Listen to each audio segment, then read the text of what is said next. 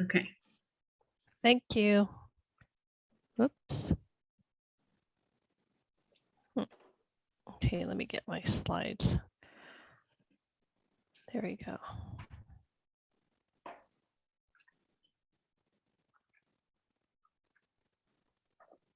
Okay. There we go.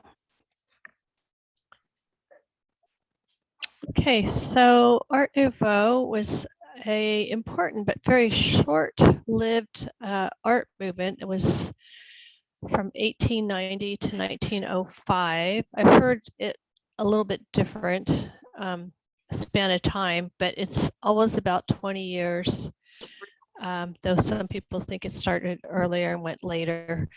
Art Nouveau was something that really was beyond art per se. It also touched the decorative and graphic arts and architecture throughout Europe. And the artists drew a lot of inspiration from both organic and geometric forms. And the movement was committed to abolishing the traditional hierarchy of the arts and paved the way for developing the Art Deco period in the 1920s. They really believed that function of the object should dictate its form. And in the 1960s, there was a bit of a revival as the posters came, some of the poster arts came back, some of the art was used on album covers, and it's now seen as an important predecessor of modernism. So there was two distinct influences. In the 1880s, the British arts and crafts movement was one of the influences, which was a reaction against the cluttered designs and compositions of the Victorian era decorative art. And then the 1880s to 1890s Japanese art, particularly woodblock prints, swept up many European artists. And we've heard about that in a few other of my art talks. And so some of the forms they took from the Japanese woodblock prints were floral and bulbous forms, the whiplash curves became elements in Art Nouveau. So I'm going to show this first film about the history.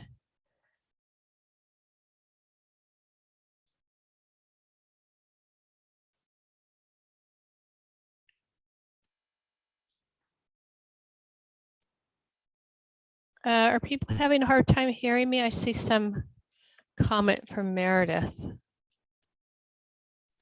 think it's more that since your mouth is so close to your mic, it's your breath into the mic. Oh, I could move it further away. Yeah, that's Does good. that help? Does that help? A little bit closer. Yeah, Closer or no, that's further good. away? No, that's Closer. good. There we go. Okay, okay. All right. Still experimenting with it a little bit. All right, here we go.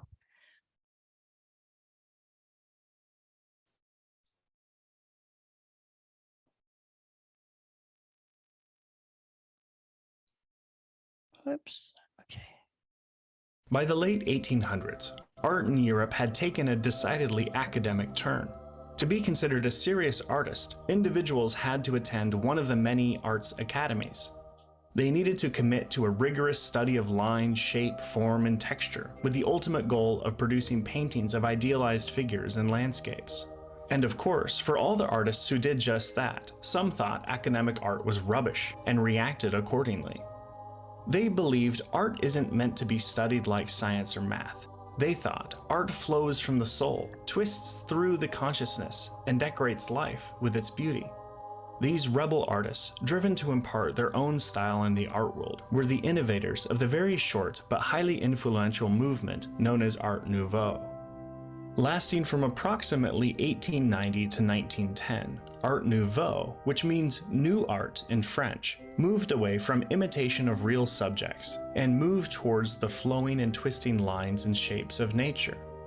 Art Nouveau pieces are organic in their ornamentation, featuring what many art historians call whiplash curves, decorating every available surface. Due to the opening of foreign relations with Japan, the flowing lines of Japanese woodblock prints became a new inspiration for European artists. The simplicity, muted colors, and rich two-dimensional imagery are prominent features of both Japanese prints and Art Nouveau design. Art Nouveau artists were also influenced by the arts and crafts movement's emphasis on hand craftsmanship and the highly expressive paintings of post-impressionists. Common characteristics of Art Nouveau are muted colors like olive green, carnation pink, and periwinkle blue, writhing and swirling lines, as well as natural imagery. Nature illustrations of deep-sea creatures and plants published by biologists were used as artist reference books. Examples of this new art can be found in all art forms during this time. Sculpture and painting, of course, but also architecture, jewelry, household items, and graphics. The view that sculpture and painting were superior to crafts was passionately challenged. This movement innovated interior design as artists strove for harmony and continuity in decor. These artists wanted to replace the mishmash of mass-produced items, antiques, and classical imitations with well-made, original, and coordinated decorations and furniture. Art Nouveau was the first artistic movement to give serious credibility to the graphic arts, especially the poster as an art form. The immensely popular posters designed by Henry Toulouse-Lautrec, for example, contain illustrations and decorative lettering that practically foretells art's later emphasis on graphic design. In addition to posters, Art Nouveau's graphics beautified book covers, catalogs, and playbills. Louis Comfort Tiffany's designs in glass, with their imagery taken directly from the natural world, are also prime examples of Art Nouveau.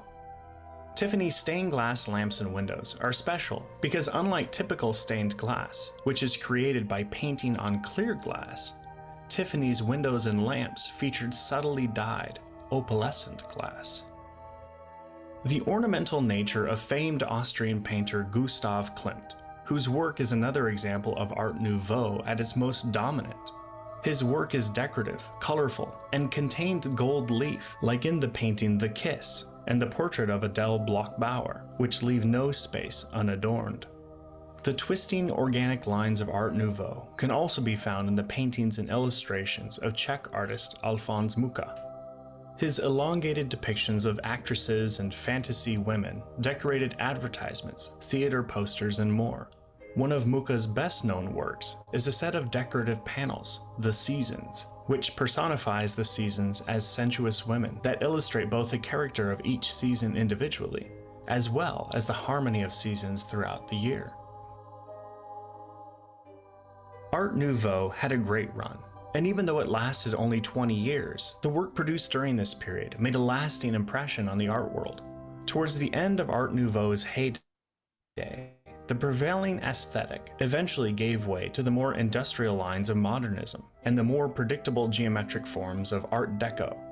Still, the influence and appreciation of Art Nouveau's organic forms and prolific ornamentation has lasted through today.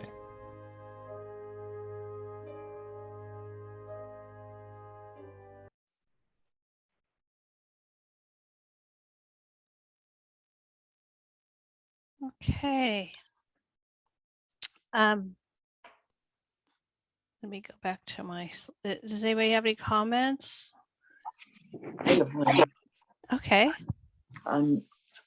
It strikes me as funnily that this elaborate curvings is a reversal, they say, to the fussy Victorian thing, because it could be considered just as fussy. I love it, but you know, I mean, it's so busy and Right. detailed, and as was the Victorian art. So Yeah, it is interesting. I haven't done a side-by-side comparison, but it does not seem that like Yeah. that simplistic and in the ways that they've added No, it all these doesn't. curves and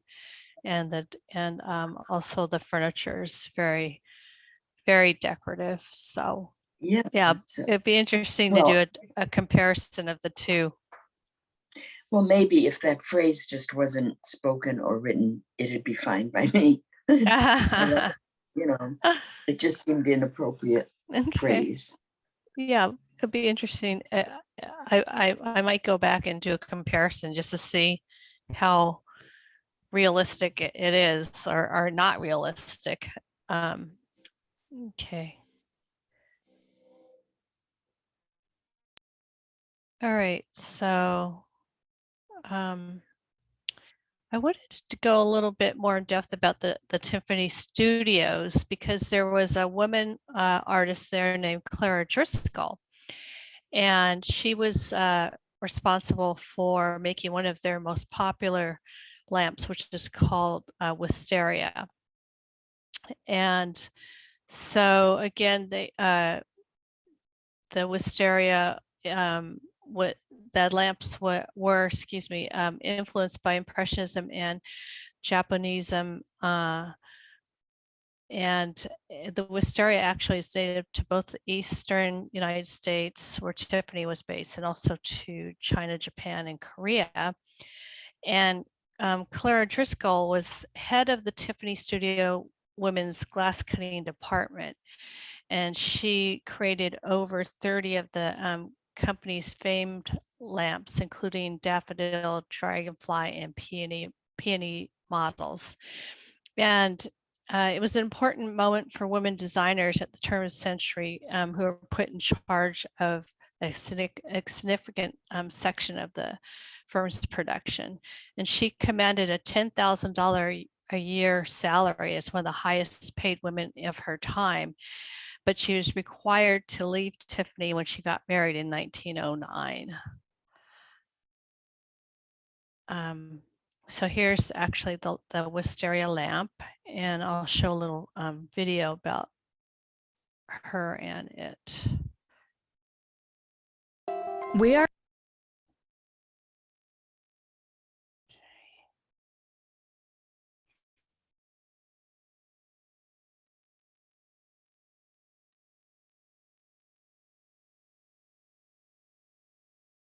no strangers to drought. Drought is the single biggest challenge to our sustainable.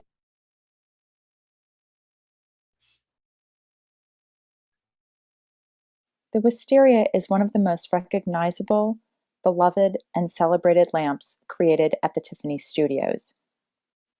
Tiffany marketed his lamps as both articles of utility and objects of art, and certainly the Wisteria is the embodiment of those two principles.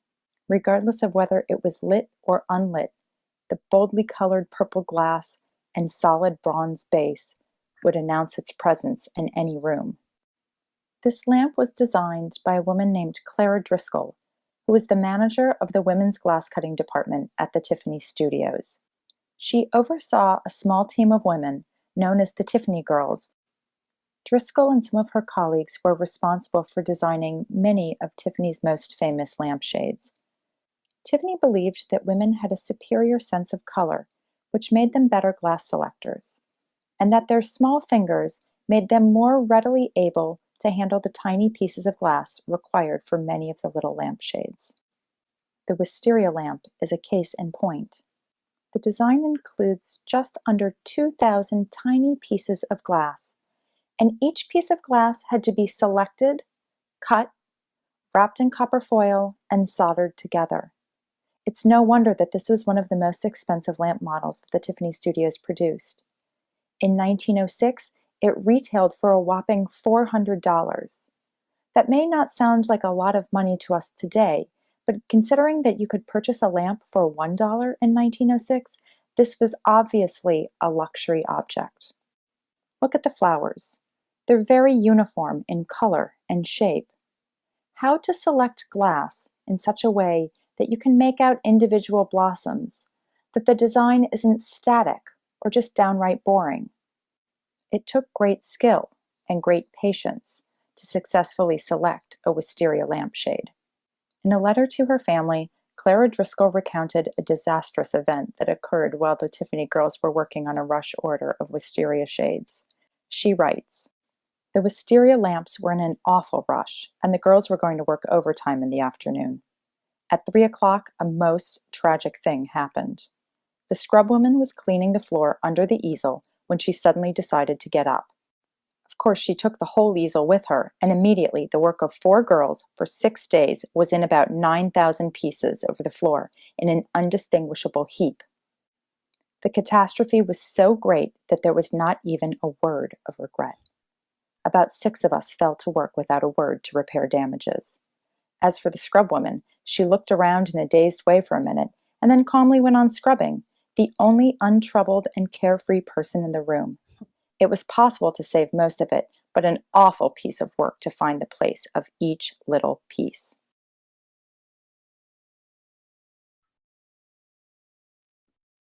Okay. Whoops. Your interior. Okay. So I was curious, are there any Tiffany lamp collectors here in the group? I have an art book of the Tiffany's that I got at one of the friends sales when they had that big art collection sale last spring. Oh, nice. One of the ones I picked for like $3 it's a coffee table Tiffany, and I haven't spent any time with it, but I'm so glad I have it. Nice. Yeah. I had someone in one of my other classes that actually ended up finding one in the attic of a house that he was renting. Oh. And it had been painted over with gold paint. Oh. And he totally cleaned it up and everything. And I don't know if he found out if it was actually a real Tiffany, but I told him he should take it to the Antique Roadshow and check it out. Yeah. Oh, Yeah. yeah. That'd be interesting. Okay, let's go back to the slides.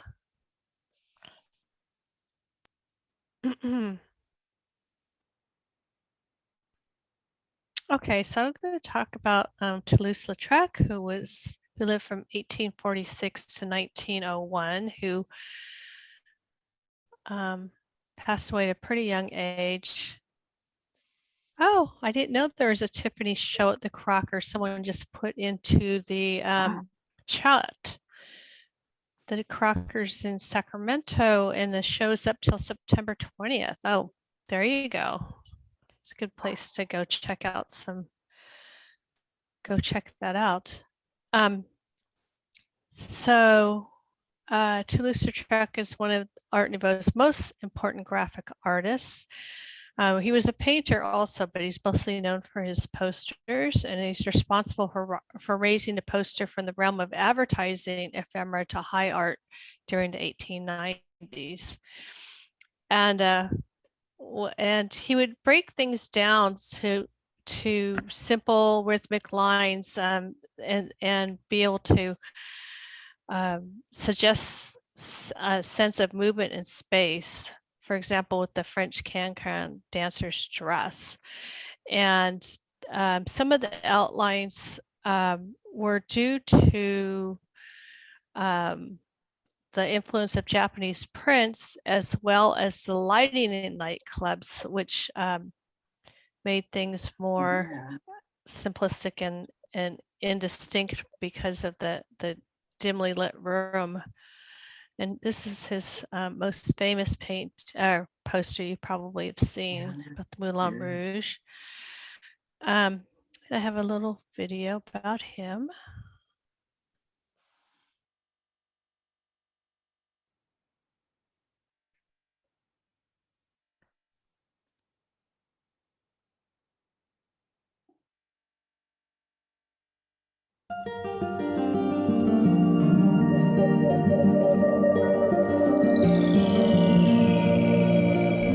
French painter, lithographer, and illustrator Henri de Toulouse-Lautrec was one of the most important artists of 19th century Paris. He was born in the southern French town of Albi on November 24, 1864. His parents were first cousins, and as a boy, Toulouse-Lautrec grew to no more than 1.5 meters tall and had short, weak legs. Unable to move as freely as most children, he began to paint at age 10. In 1884, Toulouse-Lautrec moved to the Parisian neighborhood of Montmartre, popular among artists at the time. He saw the work of Edgar Degas and met Vincent van Gogh, whose portrait he would later paint. Toulouse-Lautrec's style had elements of Impressionism, the artistic movement known for landscapes painted en plein air or outdoors. But his favorite subjects were everyday urban scenes. His red head with a white blouse and In Bed depict the simplicity of Montmartre's humble craftsmen, washerwomen, and children. Toulouse-Lautrec only painted scenes from real life and never made his subjects pose. Montmartre was a neighborhood of pleasure, cafe life, and brothels. Throughout the 1890s, Toulouse-Lautrec painted dancers and prostitutes. But he refused to cast moral judgments in his artwork, striving instead to show how men and women retained their dignity and nobility of spirit despite their vices.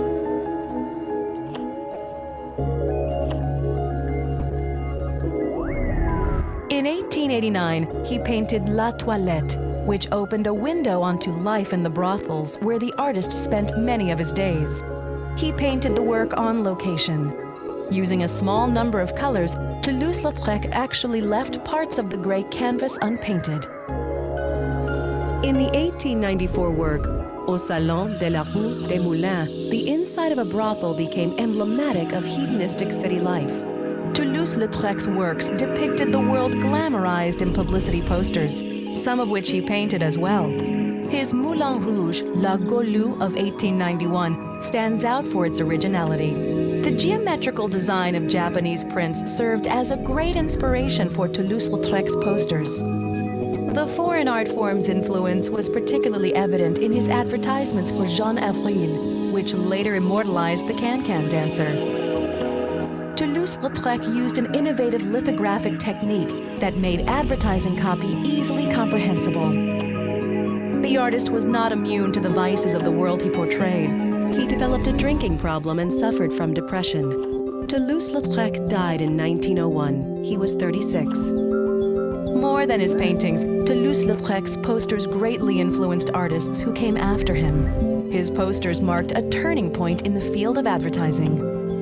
The foreign art form's influence was particularly evident in his advertisements for Jean Avril, which later immortalized the Can-Can dancer.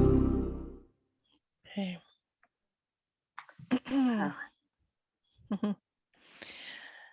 Okay. I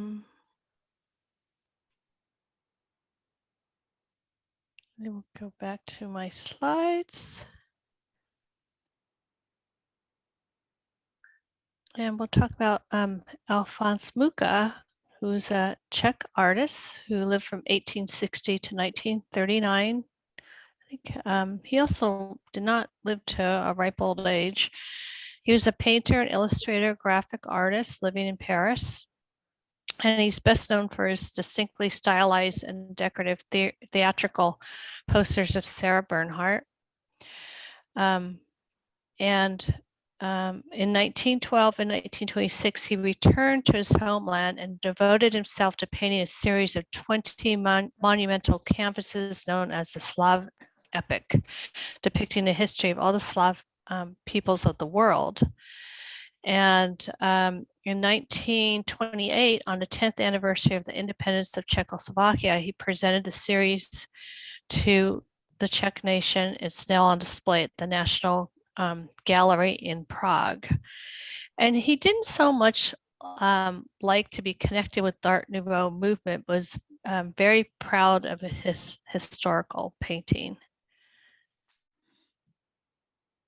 And I have quite a few videos about him.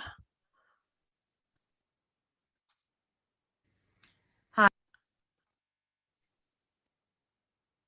Let me get through. Hi, I'm Nicole Hockley from Sandy these Hook ad. Promise. I know this is hard to hear, but it's important. If you don't know Alphonse Mucha, Okay. Share the video.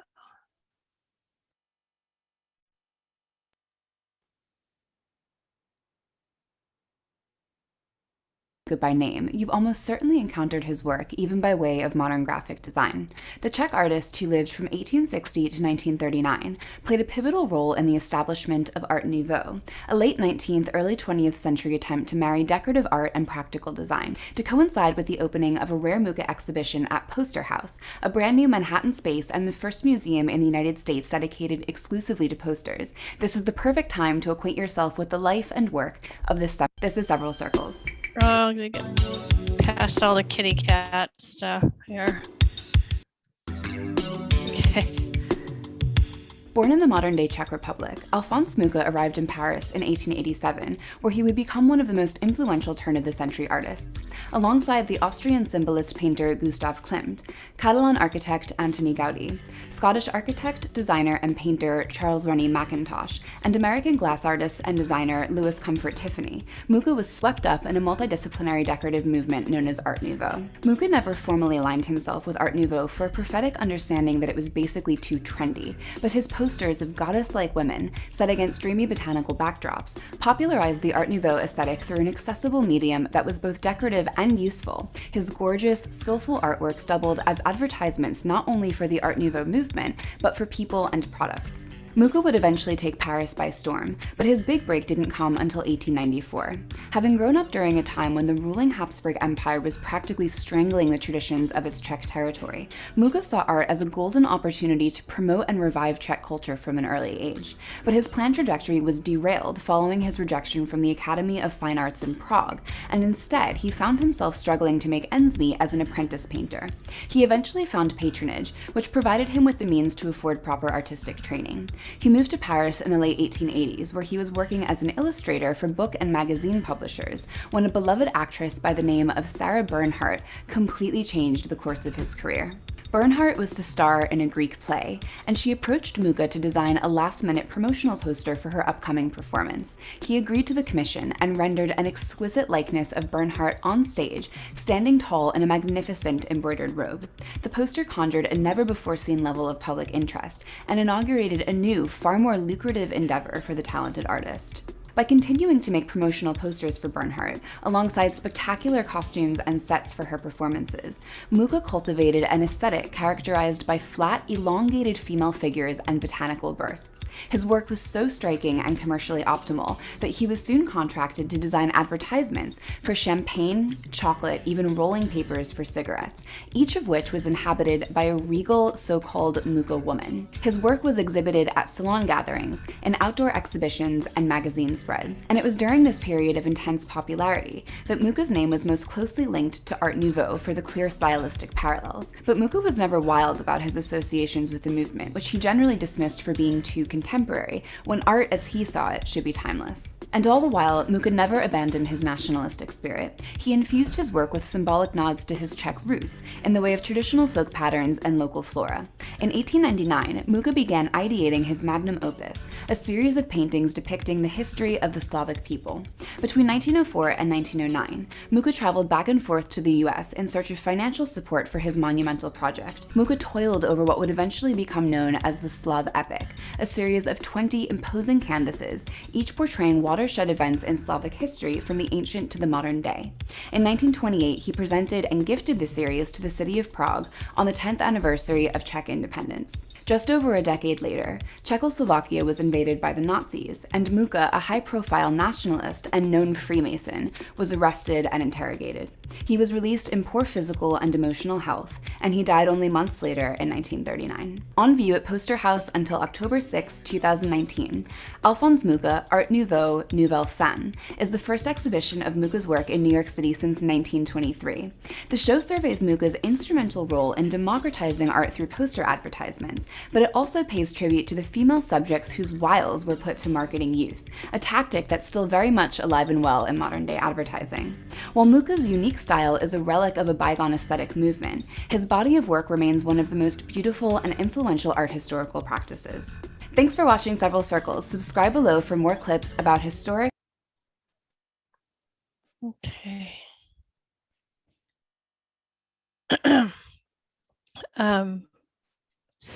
I was going to show some more of his work. Do we have anybody in the audience that's familiar with him or no? Okay.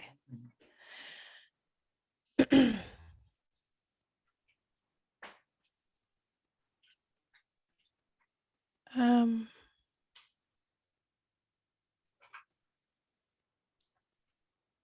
oops.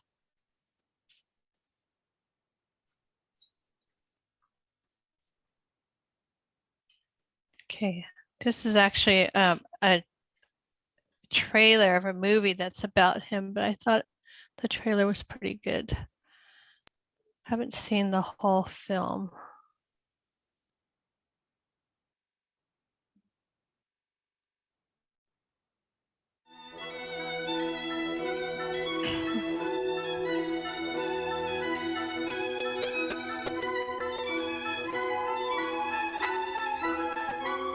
One artist had a decisive influence on the poster artwork of the French Art Nouveau, the Czech painter Alphonse Mucha, who was born in 1860. Well, Mucha lived for more than 20 years in Paris as a bachelor. No idea seemed impossible at the time.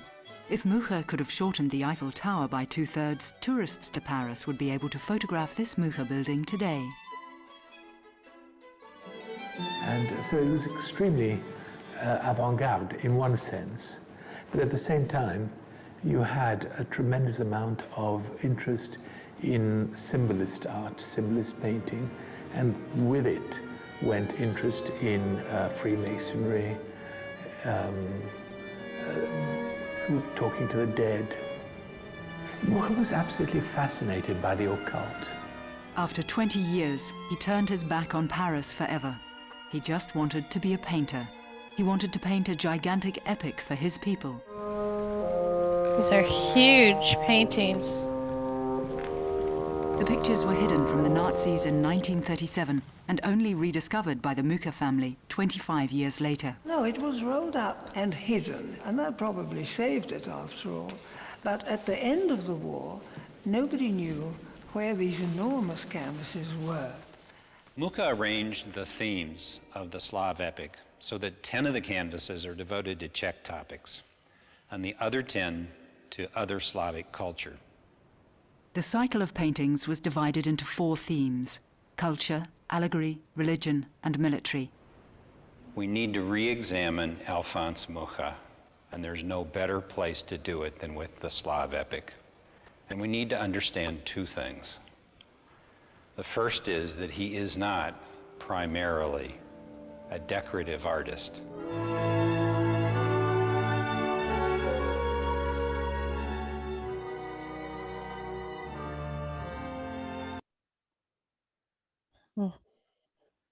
Okay. Are you saying something, Linda? Yes, I'm so glad you're showing us, introducing us to him. My God, I have to find the movie. I know, really. Somebody should watch the movie and tell me how it is. Yeah. Okay. I was like going to show a little bit of the This is what I want on tape. Soleil not Oopsie. smiling. As a teenager, I carried a camera with me everywhere I went. Hold on a second. To find where it came up on its own. Whoops.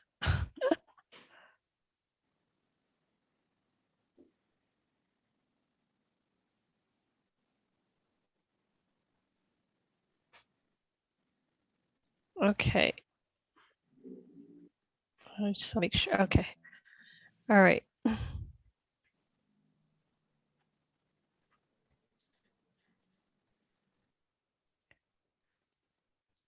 I just wanted to show a little bit about his after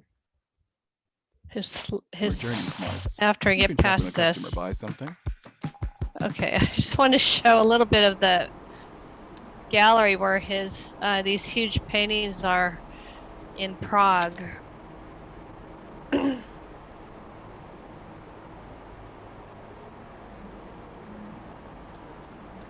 But they're amazingly huge.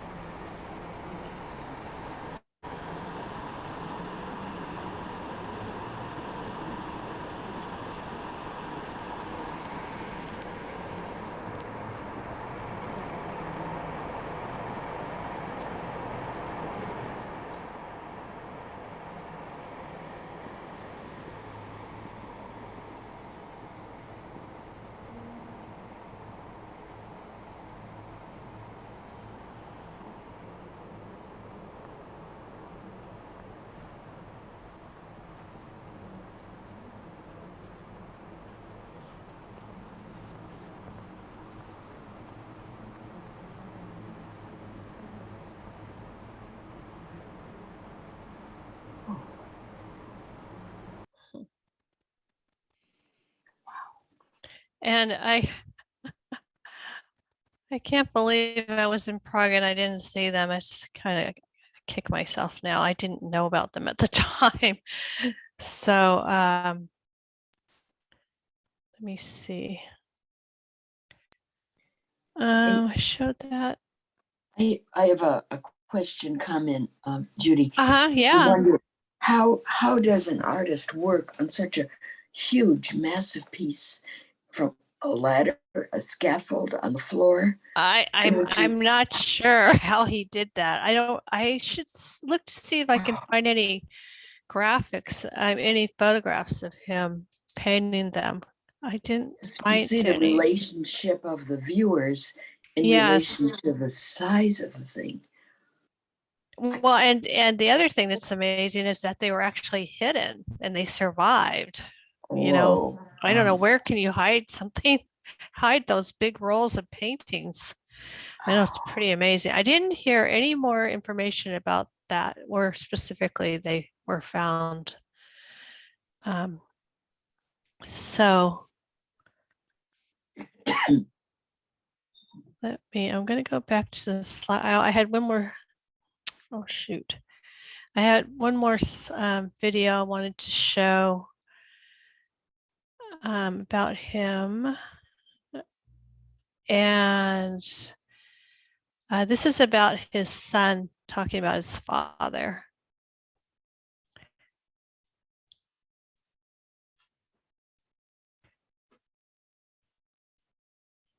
Help you write quickly and confidently, so you never have to slow down at work. Stay on top of emails. They Oopsie. direct it together. All right, And, so I gotta back it up here.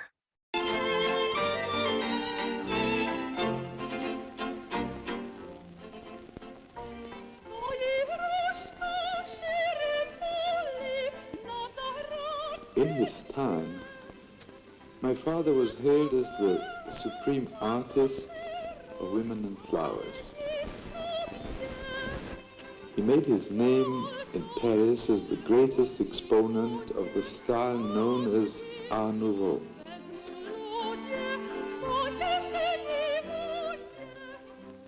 It expressed very much the feeling of the time, which is very similar to certain feelings of our time. Especially the young people who buy these posters today are in a way very similar to the young people who used to buy them in his days. A lot of there are points in common between the two generations. And besides, it's very beautiful. You can always look at it without getting tired of it. A lot of posters you put up, and after a certain time you get tired of it. But these you never get tired of. This is very important. It's you know that all this sort of return to fame of his is of fairly recent date. It happened really in the early 60s. And up till then, people told me, well, for Christ's sake, why do you look after all this? What do you think will ever happen? Nobody will ever care for this. But it was part of my life, part of my personality, and so I love it. It's part of me. And I somehow felt that a good thing can never be lost for good. He came from Moravia, which was where, and still is, alive, the local tradition of decorative art. And so he just did it in a more sophisticated way, but he saw himself as a normal continuation of the folk artists who decorate every object they make. And he was very skillful, an artist who could do himself what he designed.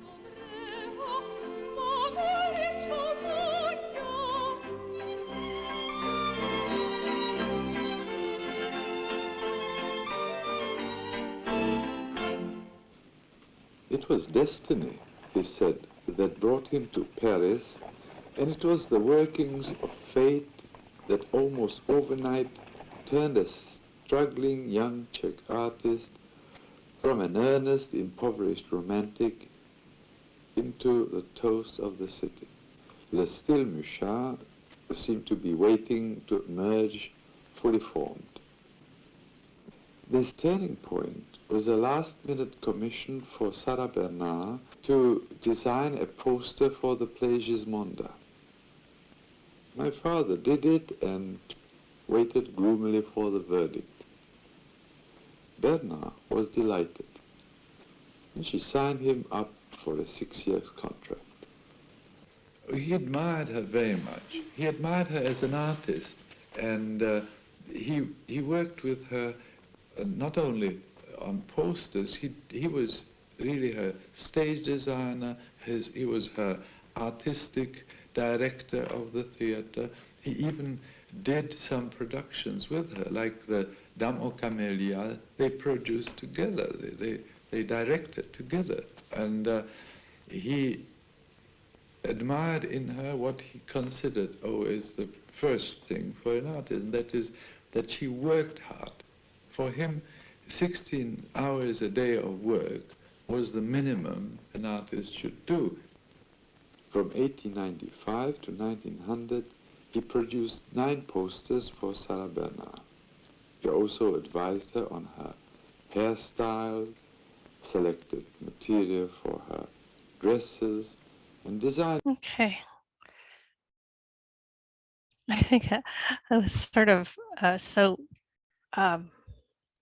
funny the way he had that woman in the back with the mirror and his cigarettes and everything. It was really interesting, but that people didn't. He was the curator of his father's work, so he had all of it, and I thought it was interesting. People were saying, "Oh, why do you keep all this stuff? It's never going to amount to anything." And here, thank God, he had someone to take care of his estate for him. Okay, so I'm going to now show a little bit of Klimt. So hold on one second.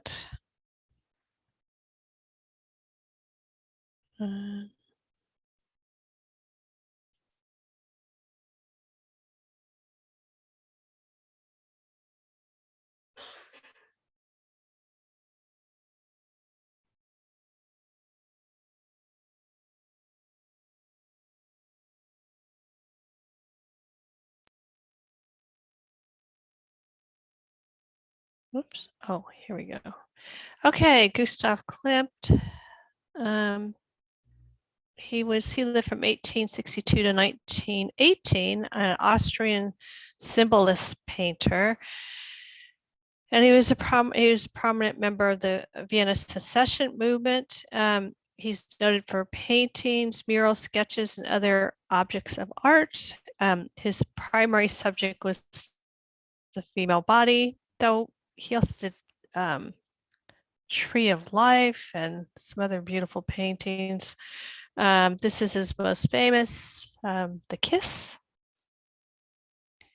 And then this one, I've forgotten the full name of it, but this is the one that was recently, I think in 2015, there's a movie made of it, The Woman in Gold. And I know we could talk about this when we have discussion, if you've seen the movie. I just saw it a couple days ago. Okay. Oopsie. We are going on a family vacation. Oops.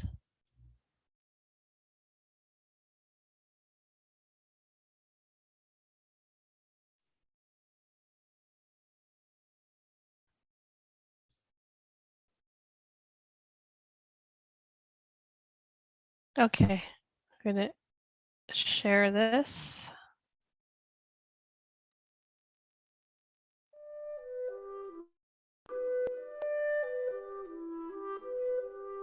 Gustav Klimt was a master of eye-popping pattern and metallic color. Klimt's father was a gold engraver in Vienna, Austria, who taught his son how to work with gold. Klimt won a scholarship to art school. When he finished, he and his brother started a business painting murals on walls and ceilings for mansions, theaters, and universities. Klimt switched from murals to painting on canvases. He was inspired by the Byzantine mosaics from the medieval period, which used many tiny pieces of colored glass, shiny stones, gold, and silver to make images and patterns. Klimt used a lot of gold and metallic paint in his art, and this was called his golden phase.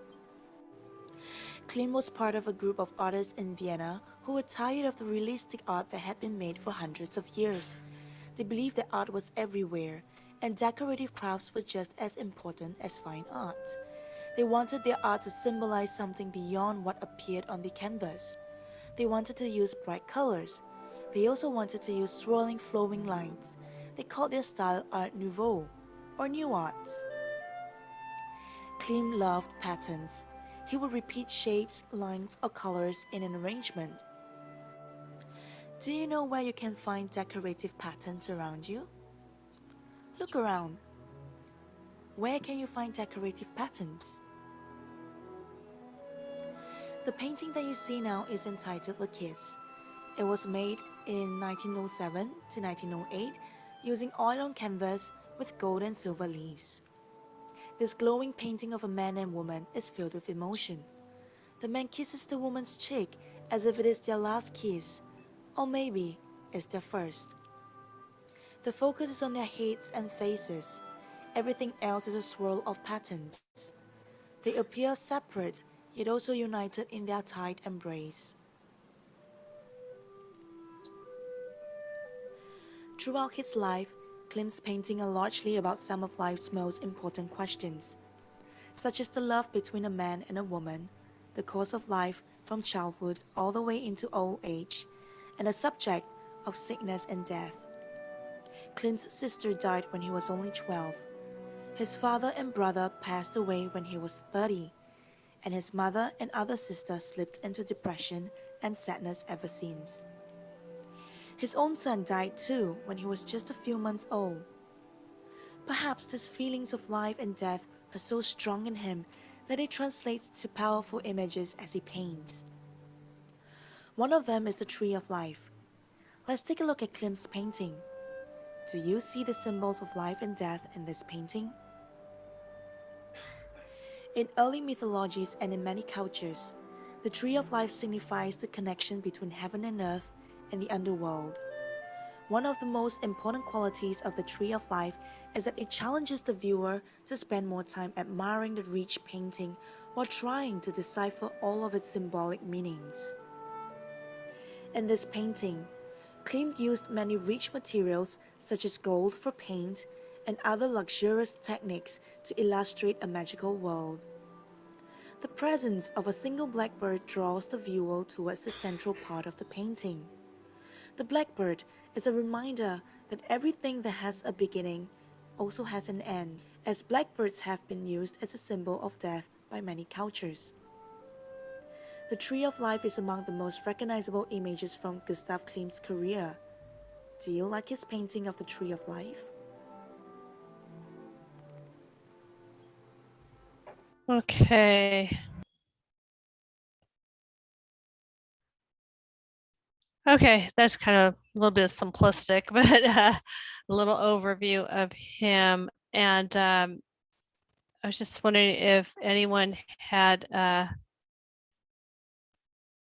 oh, I don't know, Peter. I guess there's some question about whether he died from cancer from ingesting gold paint when he would put his brush in his mouth. I hadn't heard that, but yeah, I could believe that that may have had a effect on him. What was I? Oh, I was just wondering if anyone had seen the movie The Woman in Gold. It was the portrait of Adele Bloch-Bauer and her niece actually had escaped Austria during World War II, and she, after decades, decided to try and get the paintings that were stolen from her family by the Nazis. And it's quite a good, it's quite an amazing movie if you want to see it. And it, so it goes through all the what she had to go through to get the paintings back, or her attempts to get the paintings back, and traveling.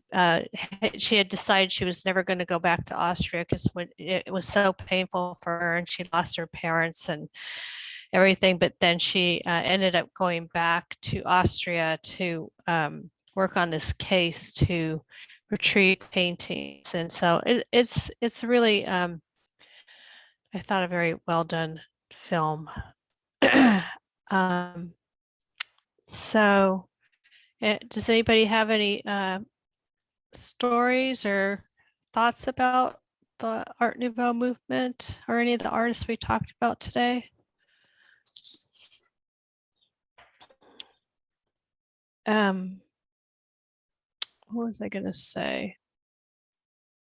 I was going to say actually that the people I talked about today were all in that movement, but it seemed like in very different ways, that their works were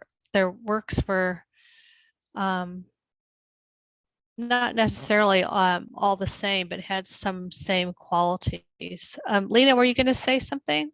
I've seen the painting of Woman in Gold at the Neue Gallery in New York. I think Mr. What is his name?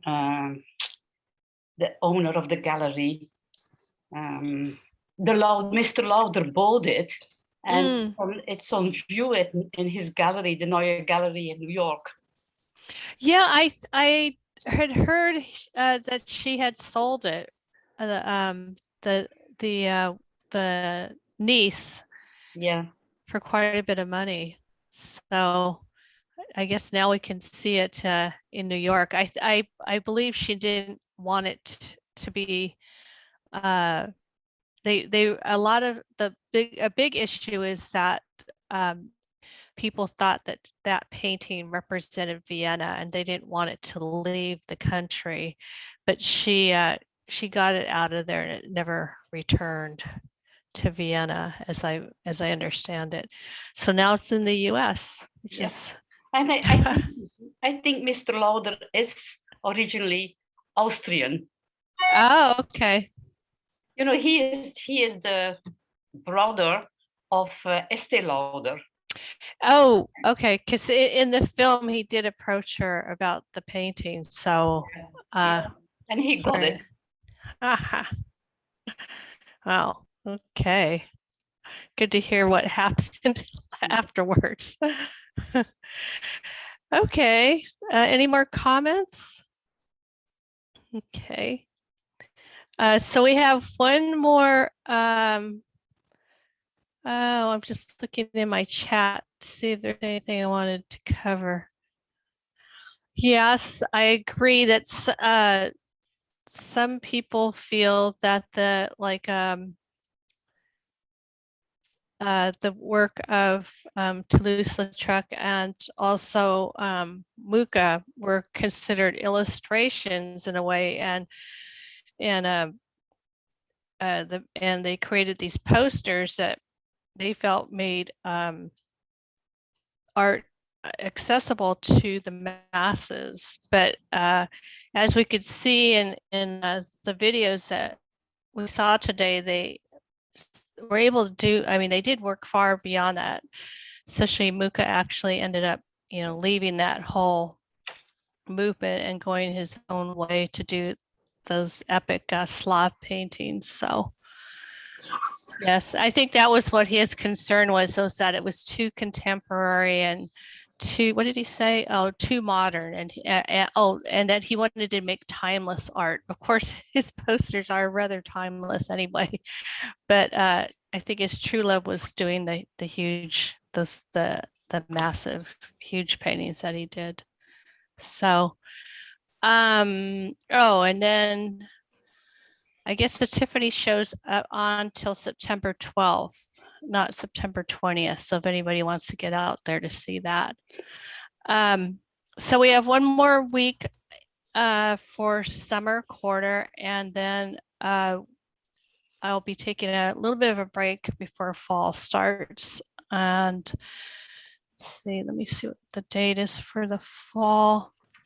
I think you had said it was the 22nd. Okay, the week of the, yes. Yeah. So a little bit of a break.